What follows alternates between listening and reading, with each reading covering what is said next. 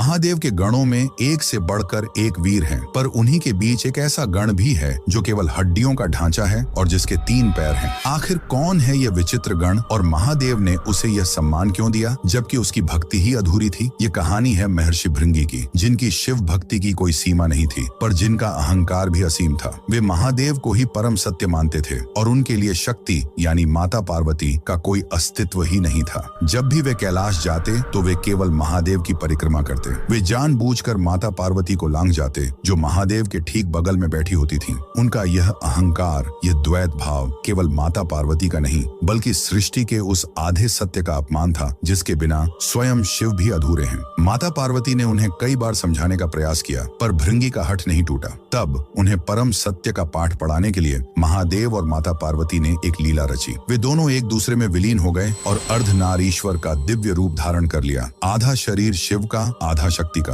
अब भृंगी के लिए केवल शिव की परिक्रमा करना असंभव था, पर उनका अहंकार तो देखिए। उन्होंने एक भृंग यानी भौंडरे का रूप धारण किया और उस अर्धनारीश्वर स्वरूप के बीच से छेद करके केवल शिव के हिस्से की परिक्रमा करने का प्रयास करने लगे। यह देखकर माता पार्वती समझ गईं कि अब इन्हें केवल ज्ञान नहीं बल्कि अनुभव की आवश्यकता है। उन्होंने भृंगी के शरीर से शक्ति तत्व को खींच लिया। उन्होंने कहा, यदि तुम शक्ति को नहीं मानते तो तुम्हारे शरीर में उसका कोई अंश नहीं रहेगा। और उसी क्षण भृंगी के शरीर से सारा मांस, रक्त और मज्जा लुप्त हो गया, क्योंकि यह सब प्रकृति यानी शक्ति का ही स्वरूप है। वे केवल हड्डियों का एक निष्प्राण ढांचा बनकर पृथ्वी पर गिर पड़े। वे खड़े भी नहीं हो पा रहे थे। तब उस पीड़ा के क्षण में उन्हें अपनी भूल का एहसास हुआ। वे समझ गए कि शिव चेतना है तो शक्ति ऊर्जा है, एक के बिना दूसरा अपूर्ण है, शक्तिहीन है। उनकी इस दशा को देखकर करुणामयी महादेव का हृदय द्रवित हो उठा। भृंगी का पश्चाताप सच्चा था। तब महादेव ने उन्हें सहारा देने के लिए एक तीसरा पैर प्रदान किया